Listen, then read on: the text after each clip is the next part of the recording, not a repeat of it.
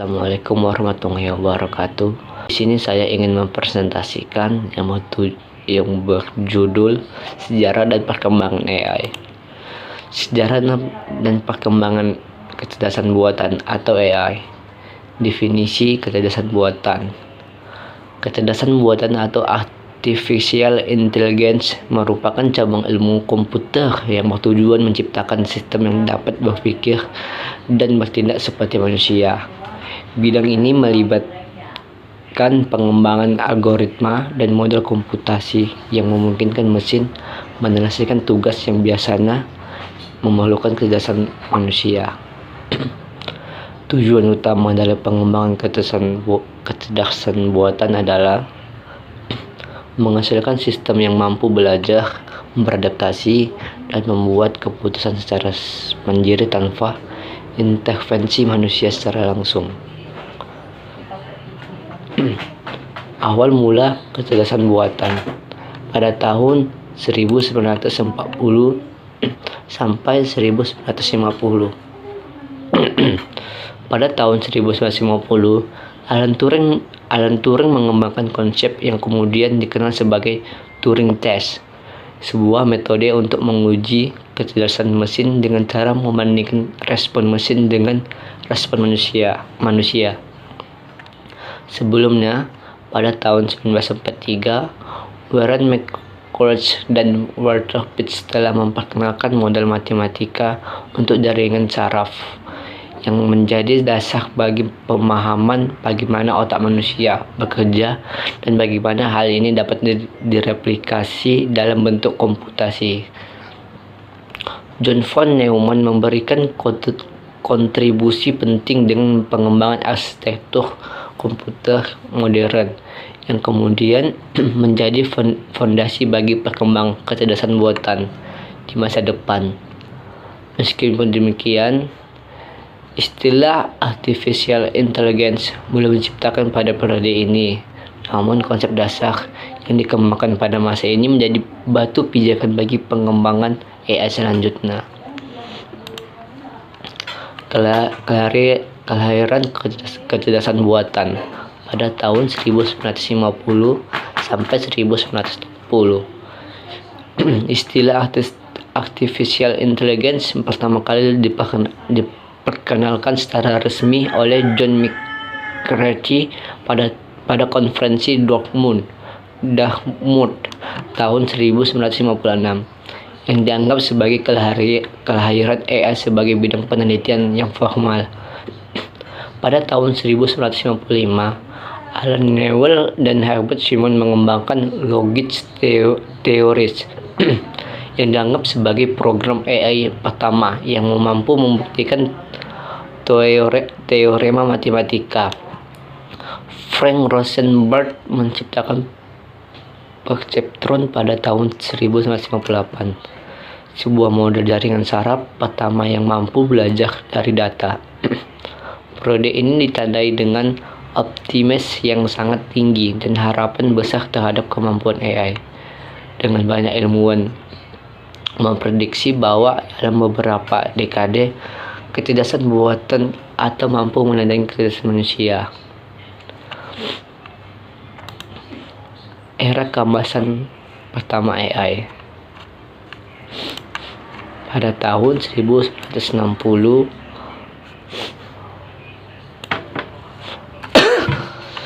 sampai 1970.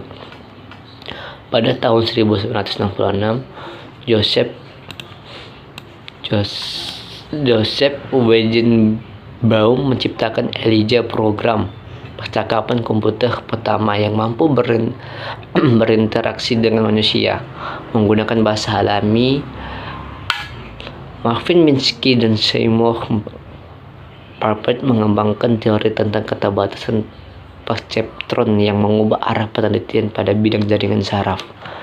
John McCarthy mengembangkan bahasa pemrograman Lisp yang secara khusus dirancang untuk penelitian AI dan menjadi bahasa utama dalam pengembangan sistem AI selama beberapa dekade.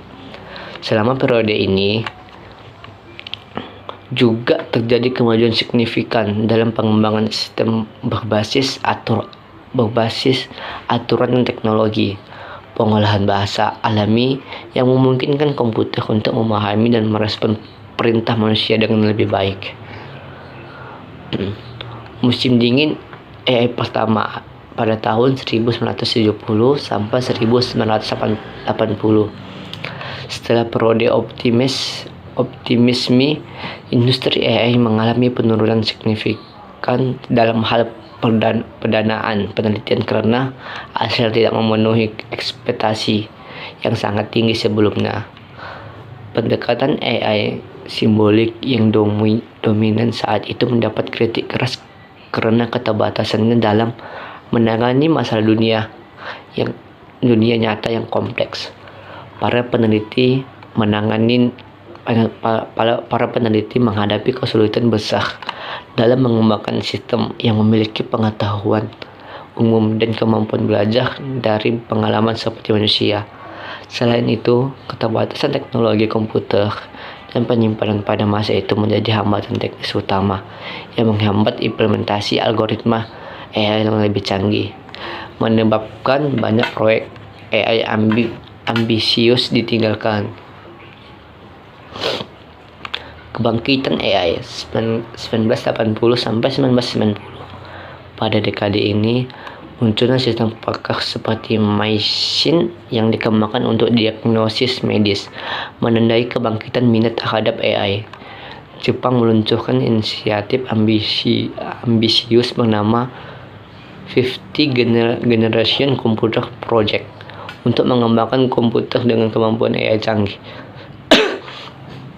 Terjadi pengembangan metode pembelajaran mesin yang lebih sofistikated, memungkinkan komputer untuk belajar dari data dengan lebih efektif. Peningkatan kapasitas komputasi pada masa ini juga memungkinkan implementasi algoritma yang lebih kompleks, membuka jalan bagi kemajuan AI selanjutnya. Era neural network dan pembelajaran mesin tahun 1990 sampai 2010. Penelitian jaringan saraf mengalami kebangkitan berkat pengembangan algoritma backpropagation yang memungkinkan pelatihan jaringan saraf multilayer. Gerard Taschereau mengembangkan TD Gammon, program bermain backgammon yang menggunakan pembelajaran reinforcement dan mencapai level permainan setara manusia. Support vector machines dan algoritma ensemble seperti random forest dikembangkan memperluas kemampuan pembelajaran mesin untuk menangani berbagai jenis data dan masalah. Pencapaian monumental terjadi pada tahun 1997 ketika IBM Deep Blue mengalahkan juara catur dunia Garry Kasparov, menunjukkan kemajuan signifikan dalam kemampuan komputasi dan algoritma AI. Era Deep Learning atau era Deep Learning pada tahun 2010 sampai 2020. Dekade ini menyaksikan kemajuan revolusioner dalam Deep Learning dengan mengembangkan jaringan saraf konvolusional dan rekuren yang mampu menangani data kompleks seperti gambar dan teks. AlphaGo mencatat sejarah pada tahun 2016 dengan mengalahkan juara dunia Go Sedol.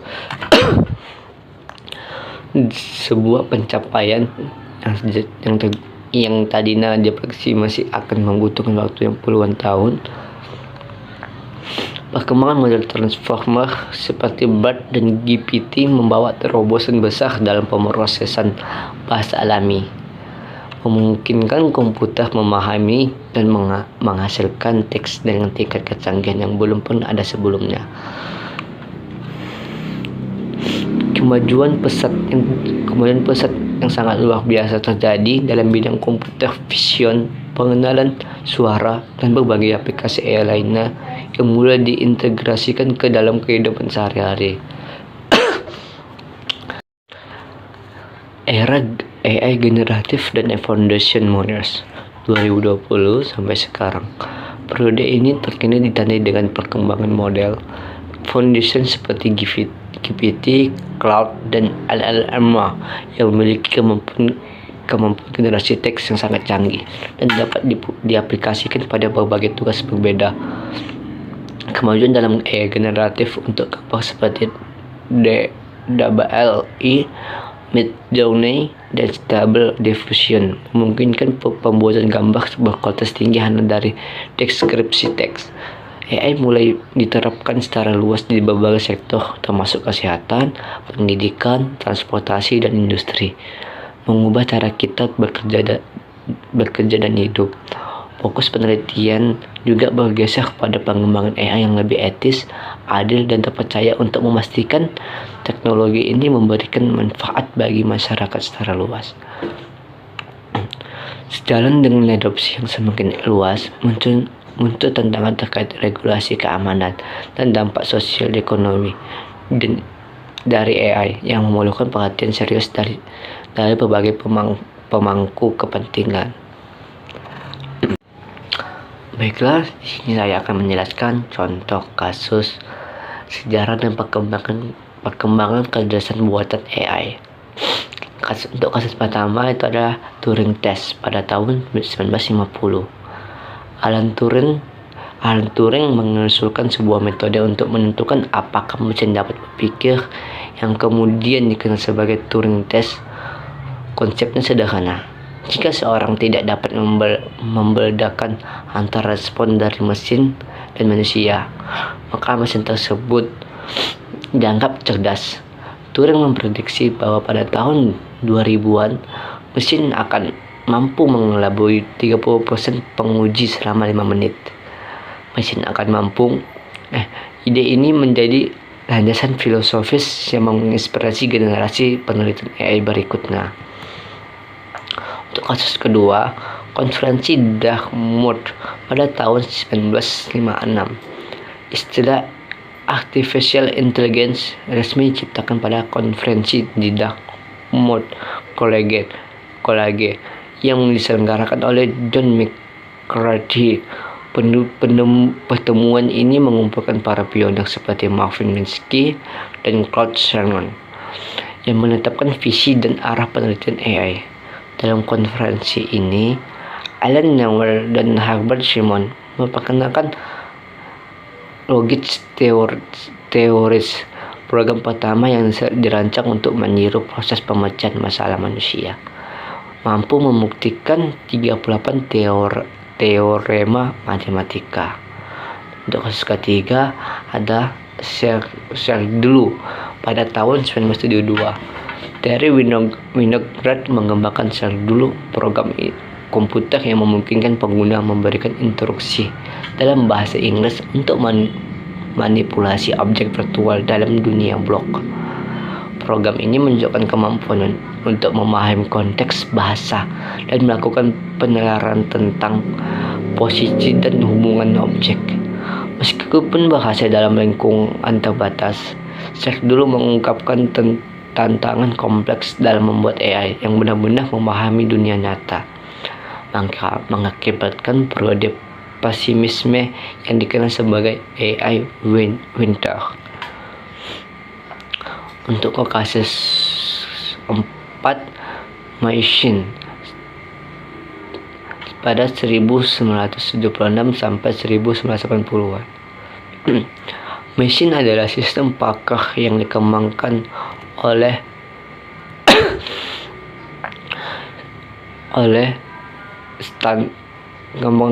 Stanford University untuk mendiagnosis infeksi bakteri dan merekomendasikan antibiotik menggunakan sekitar 600 aturan.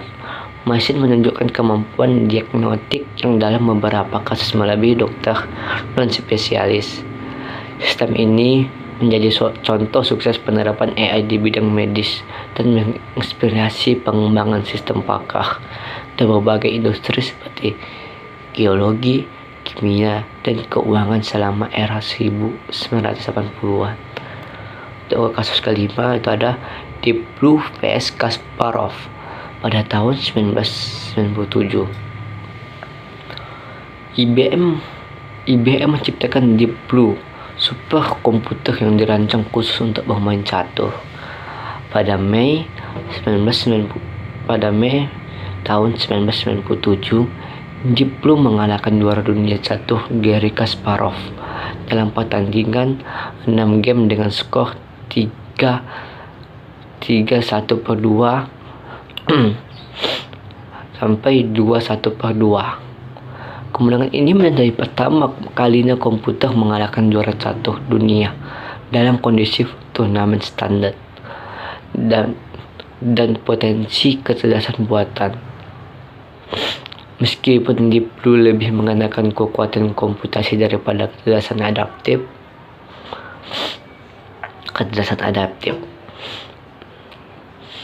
Kasus ke-6 itu adalah ImageNet dan AlexNet pada tahun 2012. Kompetisi ImageNet menantang tim peneliti untuk mengembangkan algoritma yang dapat mengidentifikasi dan mengklasifikasi objek dalam gambar dari dataset besar.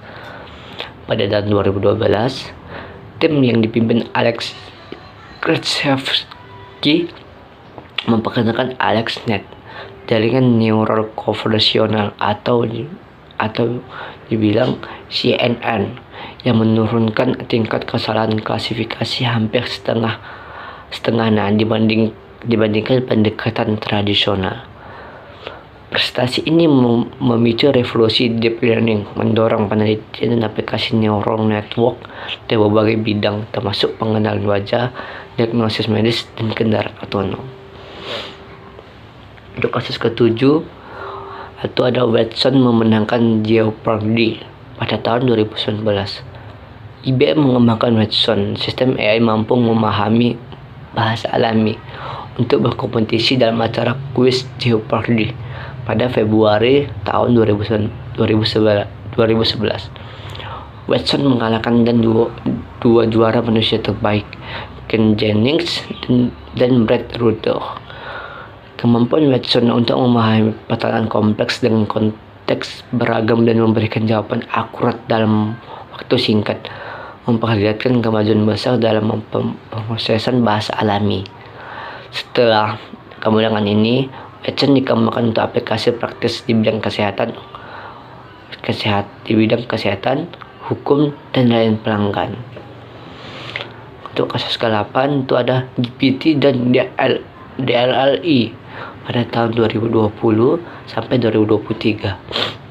OpenAI yang kita kenal meluncurkan serangkaian model generatif pre-trained transformer atau dibilang GPT yang mampu menghasilkan teks mirip manusia dengan pemahaman kontekstual yang tinggi.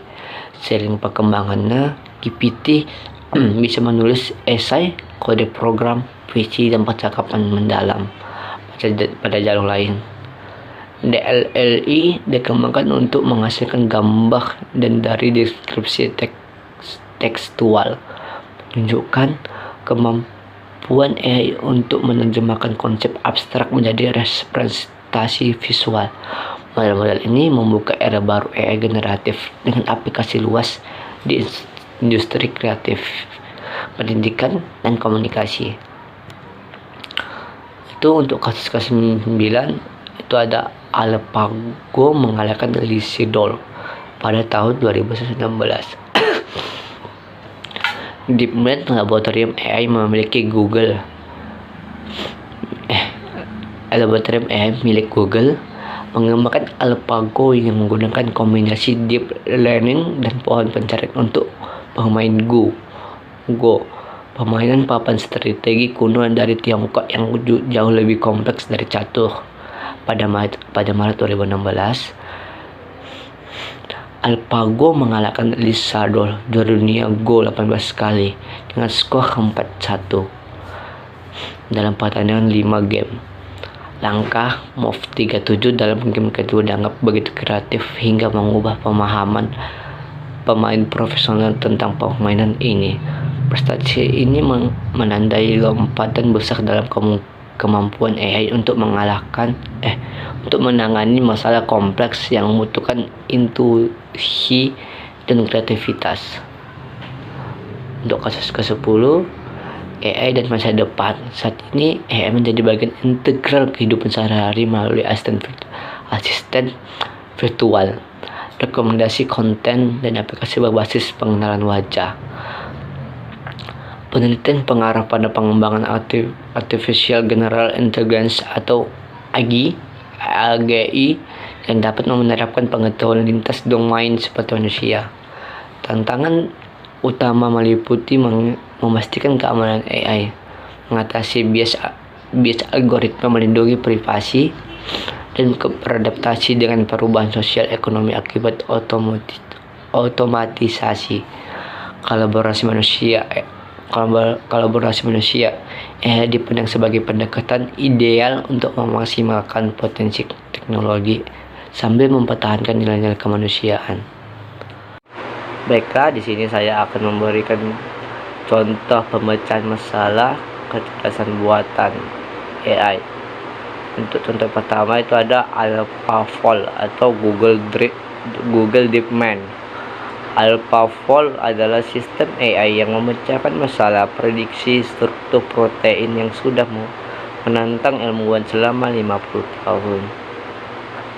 Sistem ini menggunakan jaringan neural untuk memprediksi bentuk protein dengan akurasi tinggi.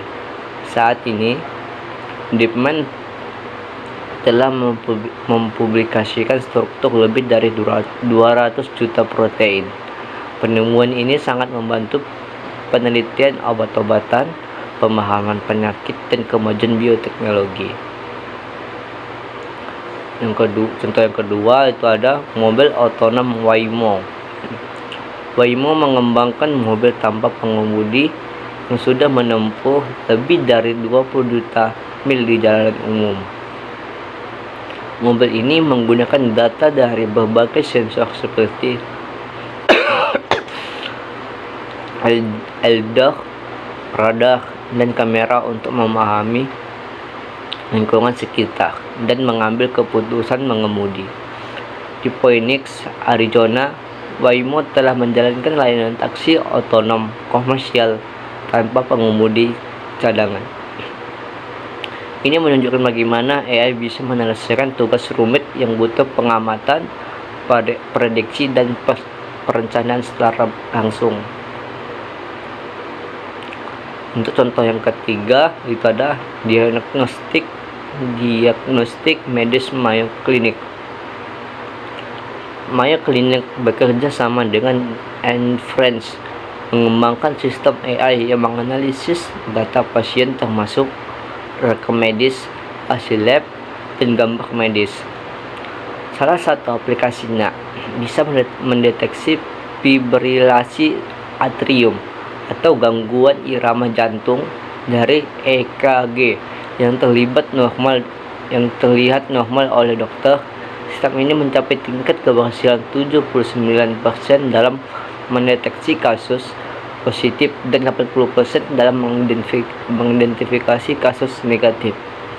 Penerapan teknologi ini membantu diagnosis lebih awal, mengurangi resiko stroke pada pasien.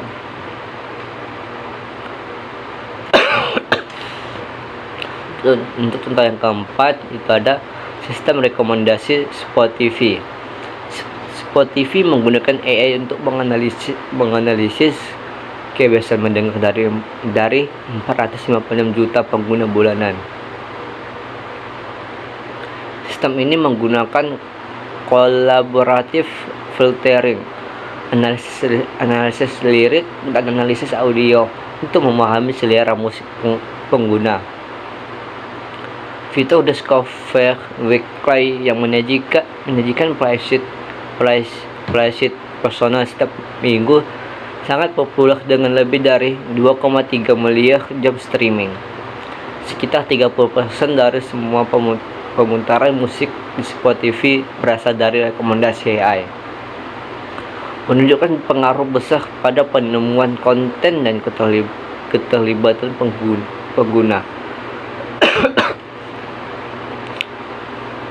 Untuk contoh yang kelima itu ada customer dan layanan pelanggan. customer yang kini dimiliki Meta membuat platform layanan pelanggan berbasis AI yang dapat mengotomatisasi hingga 40% interaksi dengan pelanggan. Sistem ini memahami permintaan pelanggan, mengambil informasi penting, dan memberikan respons yang tepat. Saat diterapkan di perusahaan e-commerce awal, platform ini mengurangi waktu respon dari 24 jam menjadi kurang dari 5 jam dan meningkatkan penyelesaian masalah pada kontak pertama sebesar 50%. Untuk contoh yang ke-6 itu ada Pinduoduo dan pertanian cerdas. Platform e-commerce Tiongkok Pinduoduo mengembangkan sistem AI untuk pertanian yang membantu petani meningkatkan hasil panen. Dalam kompetisi Smart Agriculture, tim menggunakan computer vision dan alert untuk memantau tanaman, mendeteksi penyakit, dan mengatur lingkungan pertumbuhan secara otomatis. Tim pemenang berhasil meningkatkan tomat 196% lebih banyak dibanding petani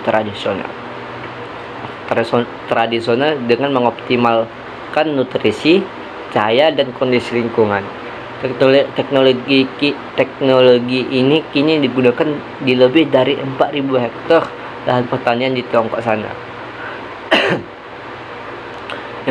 Contoh yang ketujuh itu ada deteksi penipuan Mastercard.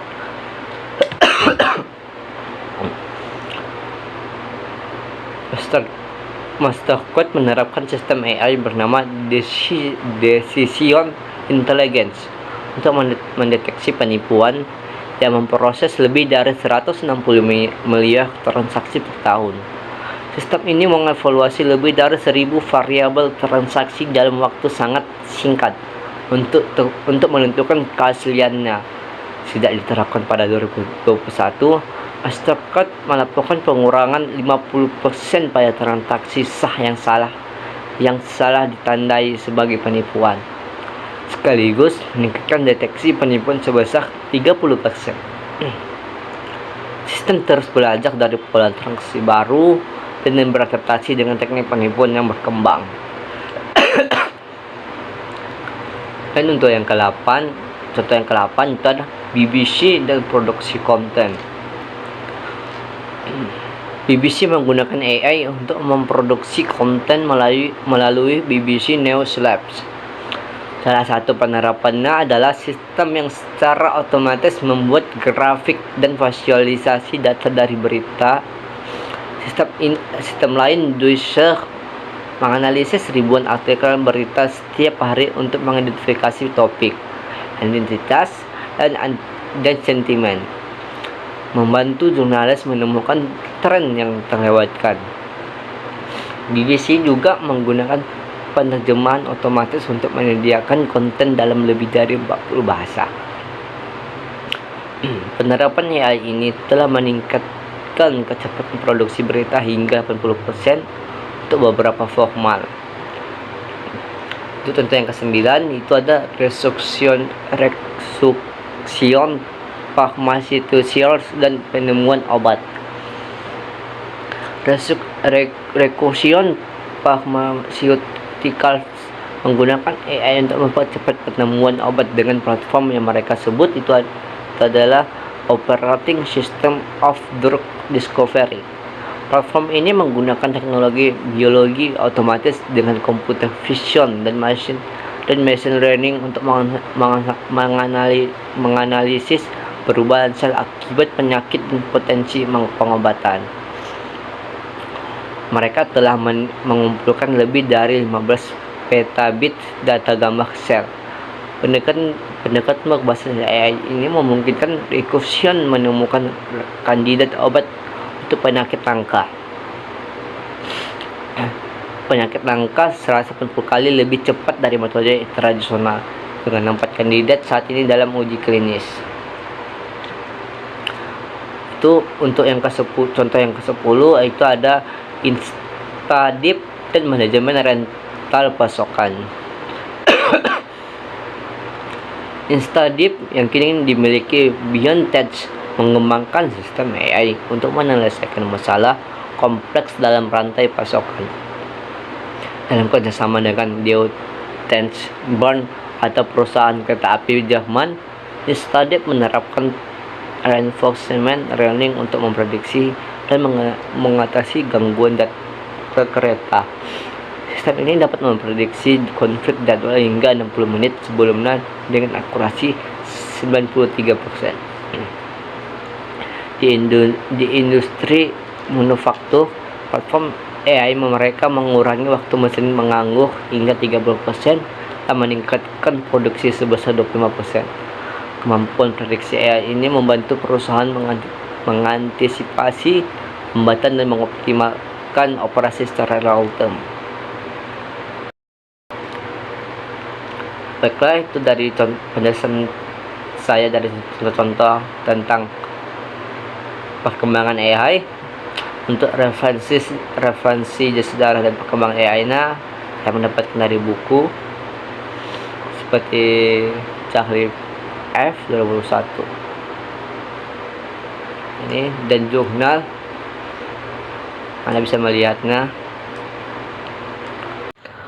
Baiklah, itulah penjelasan dari saya tentang sejarah dan perkembangan AI. Sebelum saya kirim video saya, perkenalkan, nama saya Rizky Riansa Panjaitan, NPM saya 23012108. Prodi saya Teknik Informatika, Fakultas Teknik Universitas Asahan. Baiklah, saya akhiri video dari saya. Wassalamualaikum warahmatullahi wabarakatuh.